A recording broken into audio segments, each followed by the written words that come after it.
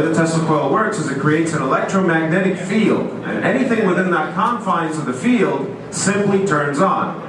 Now, before we had a Faraday cage, before we had this cage that you see inside the chamber, we used to have nothing, and we used to turn on the Tesla coil, and we'd hold up the light bulb in our hand, or occasionally in our mouth, and the thing would turn on, which is kind of wild.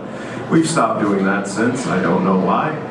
But the Faraday cage keeps the field inside the chamber. So this device really works, and Nikola Tesla had a Tesla coil much larger than this one in his Colorado workshop, and it was rumored to be able to power light bulbs as far as 2 miles away from the workshop.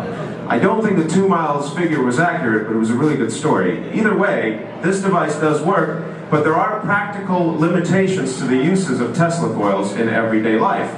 One obvious one is in order to replace all of our power systems today and have Tesla coils, you would have to have a Tesla coil 10 times the size of this one on every street corner.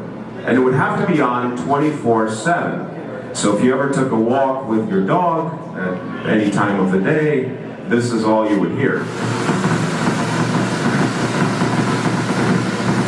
Ouch.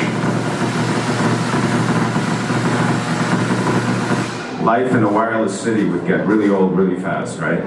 Besides that, the lightning that fires off the top of the Tesla coil there ionizes the atmosphere around it, creates ozone, which is a pollutant. It's not good for us to breathe.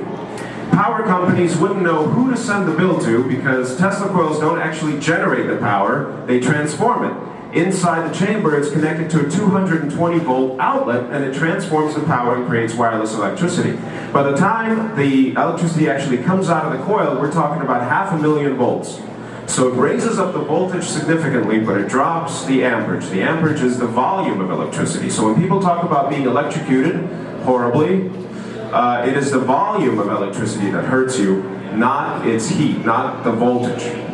So, again, Tesla coils are impractical for them. Finally, this is important for us today. Everybody has Wi-Fi, everybody has cellular cell phones, so the electromagnetic fields generated by these devices would interfere with your Wi-Fi, interfere with your cell phone reception.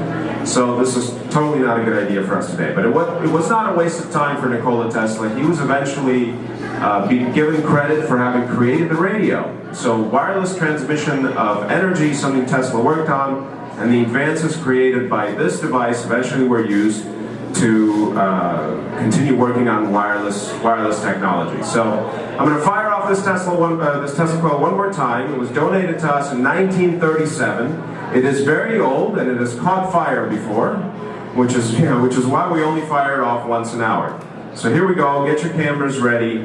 I'm going to zap you. Here we go.